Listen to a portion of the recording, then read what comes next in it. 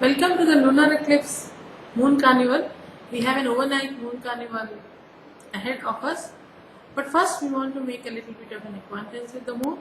So let's have a look at the varied features related to the Moon one by one.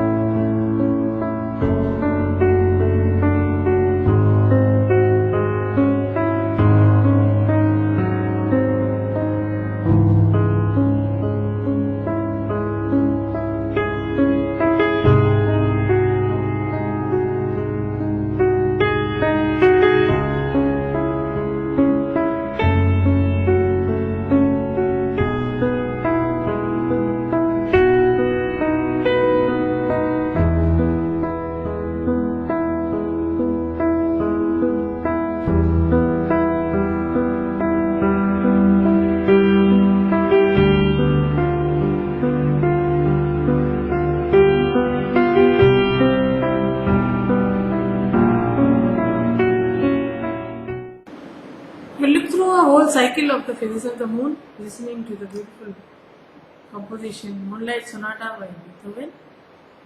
And now let's ponder a little as to why is it that these phases occur. Let's start with looking at relative positions of the Sun and the Moon in different phases. We have here a kind of a composite image which is showing the relative distance between the Sun and the Moon during different phases.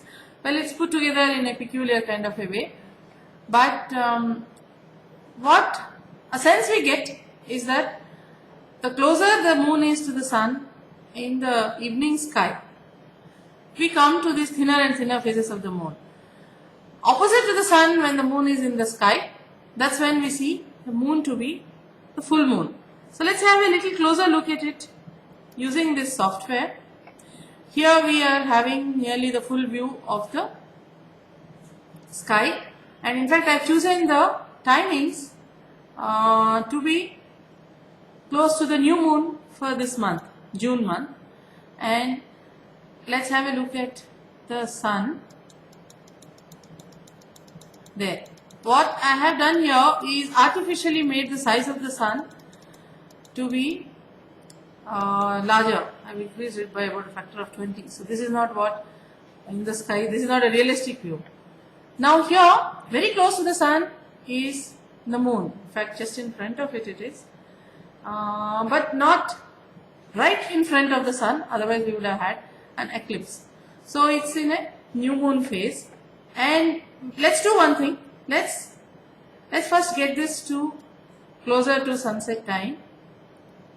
And as the Sun is moving in the sky, even in this time, on the time of about a quarter day or half a day or so, there is a relative shift between the location of the Sun and the Moon that we can see.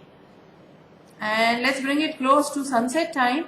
So this was the Amavas day, and we would not have seen any traces of the Moon either in the daytime and definitely not in the night time. So I stopped the Sun here somewhere close to sunset, and now let's go in units of a day at a time. So there, the Moon is moving away from the Sun day by day, and here you can see this just a little bit of the Moon which is lit by the Sun, which we are able to see from here on Earth, a very thin crescent of the Moon. A day later, a little more, the Moon has grown, and you can see that the angular distance between the Sun and the Moon is thereby also growing day by day. The Moon is growing, so this is the growing phase. The waxing crescent, waxing gibbous, and well, you might have had noticed that somewhere midway, about half the distance when they are opposite to each other. Here, that's roughly opposite. When they are 180 degree away in the sky, we have the full moon. When they are about 90 degree away, we would have seen the half moon, and so on. And then it goes on to distances longer than this, and then we have the waning gibbous, half, and the crescent phases of the moon.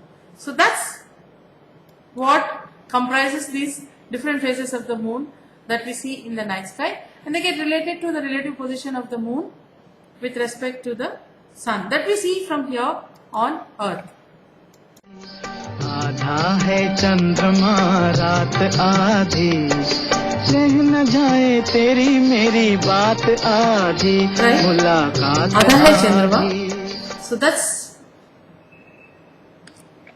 when the moon is about 90 degrees away from the sun in the sky. That is when you will see half a moon. Adha hai Chandrama. Now, in such a situation, so this is about evening time, the sun is just setting, and remember that these are exaggerated sizes of the sun and the moon. And now, we go forward in time, we move forward in time, let the sun set, and let's see when the moon is setting. So this is the Adha Chandrama, and it is setting here, and what we will see is that typically this is roughly half phase. So if you have exact half phase, perhaps find different time. Adha Chandrama, when it is setting here, this is in the waxing moon phase, and it will set around midnight. So Adha hai Chandrama, Raat Adhi would mean that moon is just setting here. This is in the waxing moon phase, and otherwise, if we were to move forward once again in days, and then we would find that the moon has grown, and it's going to, after the full moon, it has gone to the waning phase. In such a situation, we will find that, see here,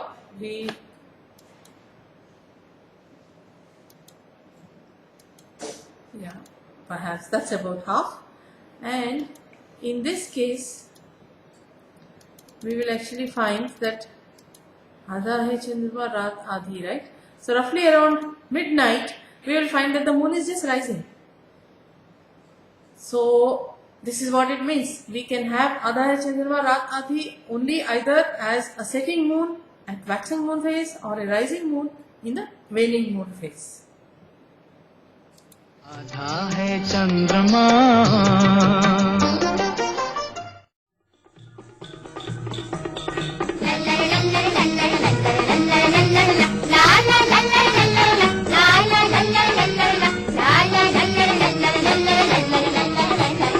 चांद घटने लगा रात ढलने लगी आरज़ू मेरे दिल की मचलने लगी. Hold on. Phases of the moon, चांद घटता है बढ़ता है, एक महीने के आसपास लगता है उसमें. So will we really be seeing चांद घटने लगा रात ढलने लगी? Let's see. Well, then I held my thought there. Can't really say that they are so very off the mark. Over a given night, if you see, there would be a small change in the shift, in the phase of the moon. कुछ तो घटेगा. Let's say if we start in the waning phase, Adha Chand, it would have risen middle of the night, and so as the night proceeded, कुछ तो घटता था. So maybe it's not quite something we travel at so much. चौदहवीं का चांद हो या आफताब हो जो भी हो तुम खुदा की कसम लाजवाब हो चौदहवीं का चांद हो.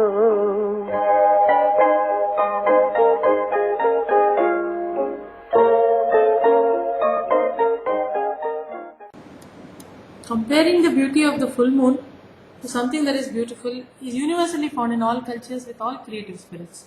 This song in particular reminding us that it is the 14th day since the new moon that the moon grows to this full extent.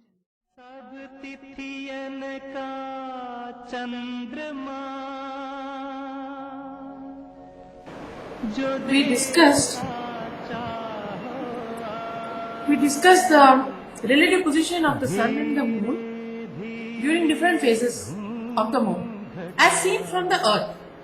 From the earth, when we see moon appears very close to the sun in the sky when it is a crescent, and then it moves further and further away from the sun in the sky, going 180 degree opposite from the sun during the full moon phase.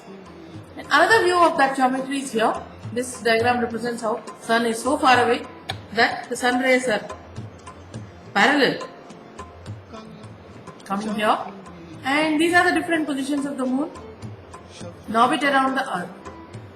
So we have this position where the sun rays falling on the moon, the part of the moon where the sun rays are falling is facing away from the earth.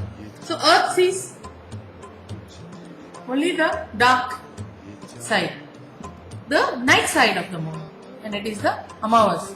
And as its position shifts, there is some portion of the moon, some portion of the lit moon which can be seen from the earth, and so it keeps growing. This position, sun, moon and earth are 90 degree away, and as seen from the earth, then moon is seen to be 90 degree away from the sun. Sun is rising or setting, moon might be overhead, and so on. And then this position being the full moon position, when the sun rays falling on the moon and coming back towards the earth, so you see the full lit phase of the moon, and then you come to the waxing phases of the moon. So here all the dark sides that you see of the moon here are the night sides of the moon that you see. So it's the moon's own shadow which is coming here. We discussed the phases. We also know about the phenomenon of lunar eclipse. Sometimes the moon goes through eclipses. Here we have the moon in a gibbous phase, and here we have a moon in partial eclipse. So how are these two phenomena related and different, and so on? What are the different aspects of this? One thing we know when we go back to this picture is that the kind of geometry that we need to get an eclipse is when roughly sun, moon and earth are aligned. And in these two situations that alignment is possible. In this situation, in this kind of an alignment, the sun rays could get blocked by the moon, and there could be a solar eclipse on a small part of the earth. And in this phase, the sun rays falling on the moon could be prevented by earth from falling on it, and so it could be in eclipse. And all these parts of the earth would see the eclipse. The interesting thing is that here, when there is a solar eclipse happening, there would be a small region of the earth where it would be seen in eclipse, and that small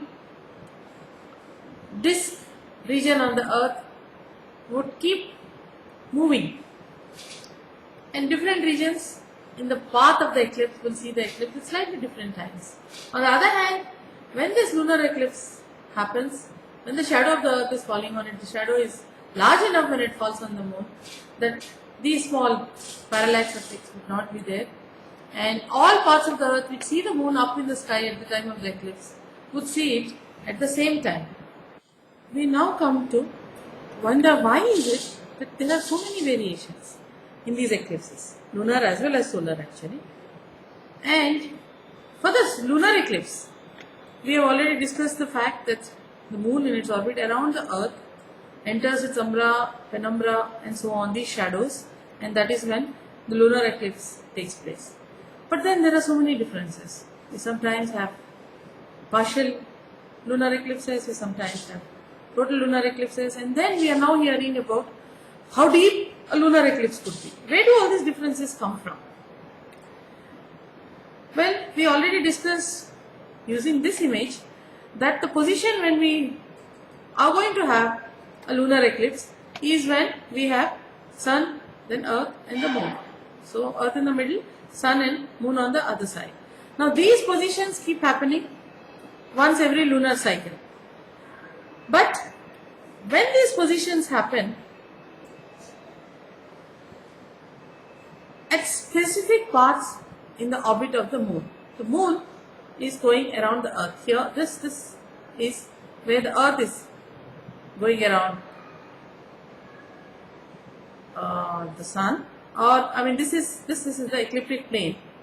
So it's in this plane that earth is going around the sun, and the moon is going around the earth in this plane. This is tilted by about 5 degrees. And as moon is going around in its orbit here, there are 2 points in the orbit called the nodes, or Rahu and Ketu, where orbit crosses the ecliptic plane.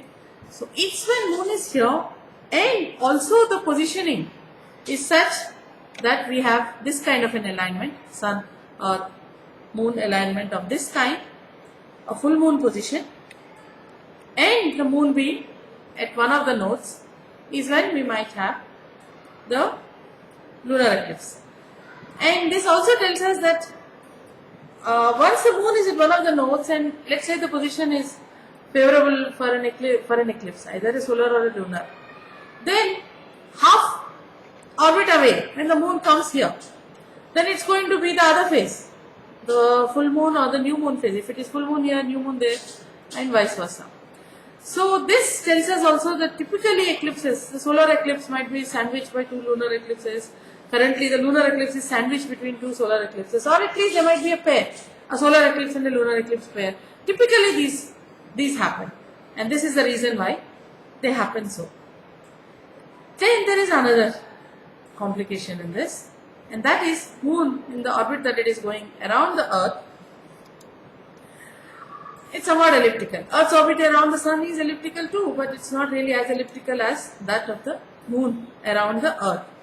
So there are points on this orbit when the moon is closer to the earth and further from the earth, and this difference and also position of the moon in this orbit make the velocity of the moon different in different parts, and its distance from the earth different, and that gives rise to many of these differences that we see from eclipse to eclipse. Different kinds of eclipse, a deep eclipse sometimes and not so deep eclipse sometimes, and the solar eclipses being annular or total and so on. All these things, all these kinds of differences come from this. Let's look at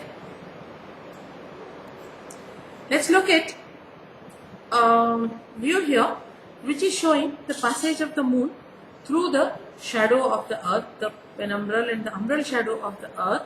Here the red disk here, circle here, is the umbral shadow, and the grey circle here, this is the penumbral shadow of the earth, and the moon is passing through these shadows. So one can see that the umbral shadow will always be sandwiched with a penumbral shadow on one side and the penumbral shadow on the other side. And this is for the eclipse of June 15, 2011. So one can see that the center of the moon is passing very close to the line joining the earth sun. So this is where the point comes in. Of course, if it were right here, then it would be exactly aligned, exact alignment between the earth, moon and the sun, all the centers aligned. Because these objects are not point objects but extended objects, even when we say that there is an exact alignment between sun, earth and moon and this is an eclipse, there could yet be small differences. That alignment could be such that maybe it doesn't pass so close, the 3 centers don't pass so close to each other, and yet the moon might be in total eclipse. That happened, for instance, in February 2008 lunar eclipse. So where once again we have the moon here passing through the penumbral and the umbral shadow of the earth, and we can see that this was relatively a shallow eclipse. The center of the moon quite far from the center of earth's umbra, but still completely submerged within the umbra of the earth. So here we have an example of a shallow total lunar eclipse, and back here we have the here we have the deep lunar eclipse of 2011, where the center of the moon is passing so close to the center of this earth sun line, and therefore it also spends longer time. Well, the time spent within the shadow will also depend on the velocity of the moon at that point, because in elliptical orbit the velocity would change different points of the orbit, and so a combination of these two would tell us how deep and how long an eclipse will be. We then come to one important activity which is going to be part of the Moon Carnival, that is our getting acquainted with the various features that can be discerned on the surface of the moon. Moon roughly shows us the same face all the time. Roughly, because there are certain small wobblings around in this movement of the moon around the earth, because of which we peep a little over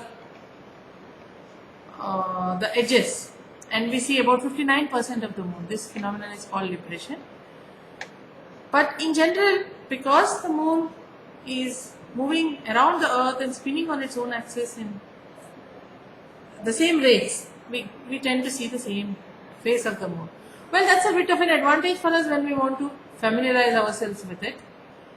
And we are going to have detailed activities where we will first look at these dark shaded regions of the moon, which have been named Maria, perhaps from an early expectations of presence of lot of water on the moon, and perhaps thinking these were oceans on the moon.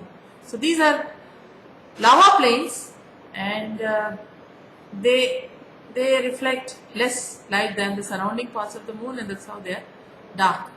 So these will be these Maria are the regions which to begin with for us will be much easier to locate and identify and get to know.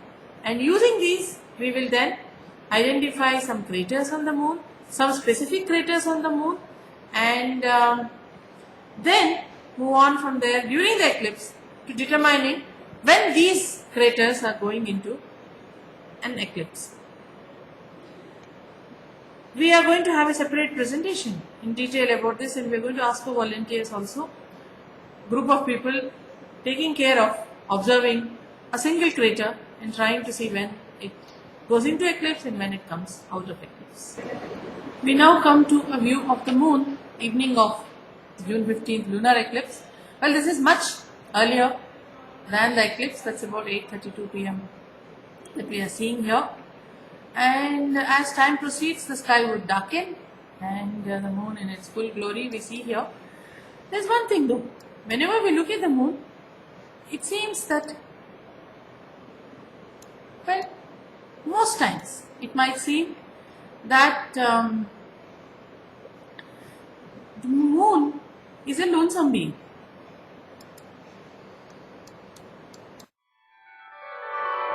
चांद अकेला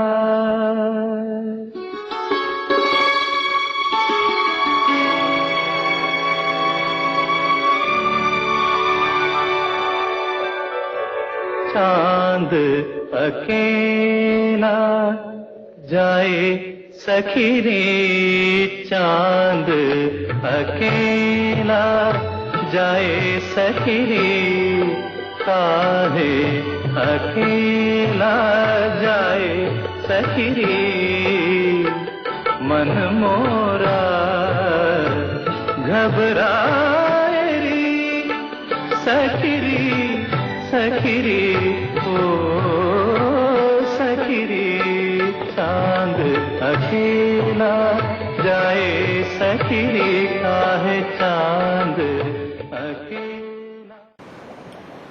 So that's the glory of the full moon.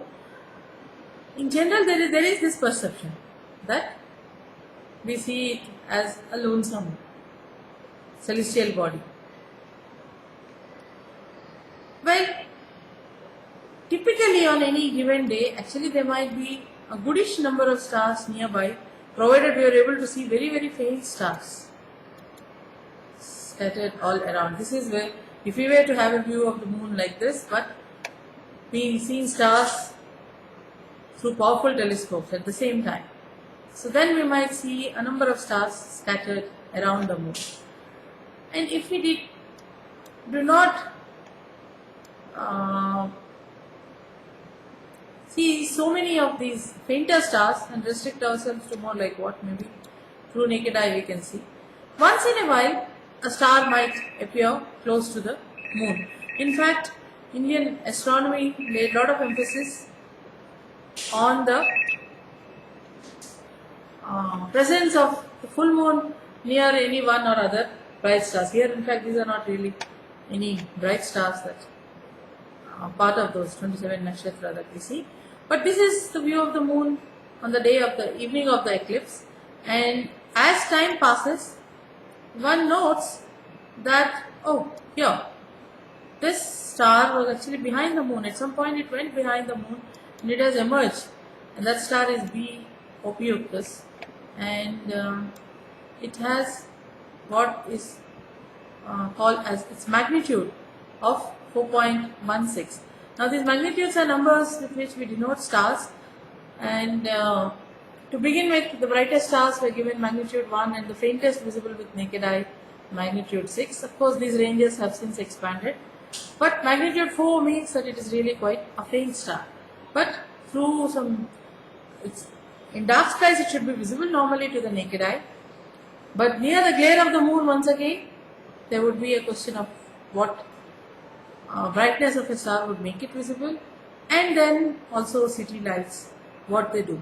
So one of the things we could do is, in fact, benchmark which of these faint stars which are going near the moon. So there the penumbral eclipse has started, and there is a star which has gone, and now the partial has started, and the total phase has started, and there the star has popped out here, which is this star, that is C Ophiuchus, and it's a little fainter. It has a magnitude of 4.78. So we could benchmark which of these stars we will be able to see. This phenomenon is called a lunar occultation.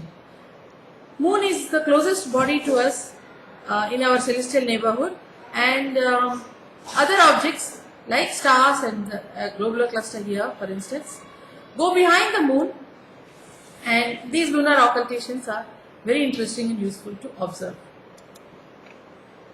Coming to the thoughts which seem to be spreading all over through the media, that this particular eclipse happens to be the deepest and the longest solar eclipse of the century.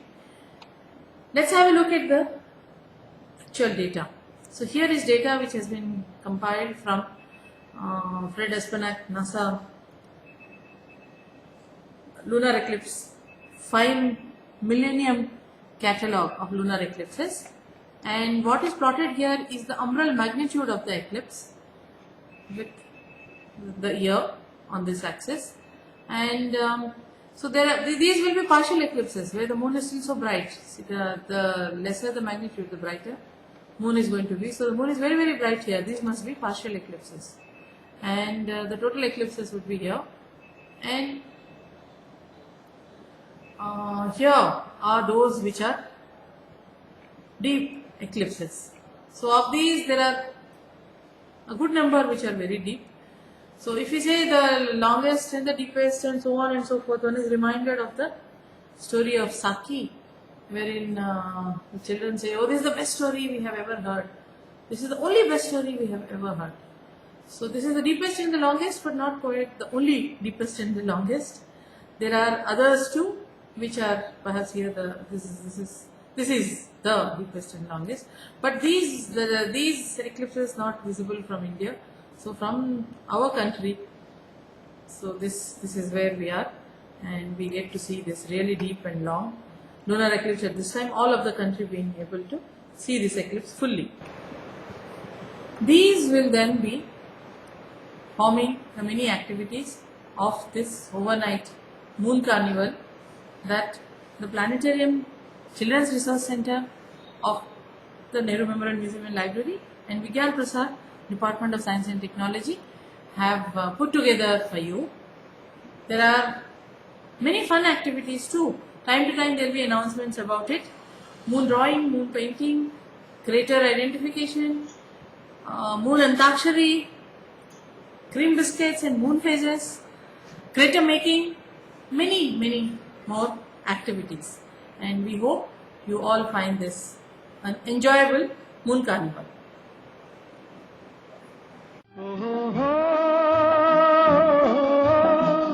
खोया खोया चाँद खुला आसमां आँखों में सारी रात जाएगी तुमको भी कैसे नींद आएगी ओ खोया खोया चाँद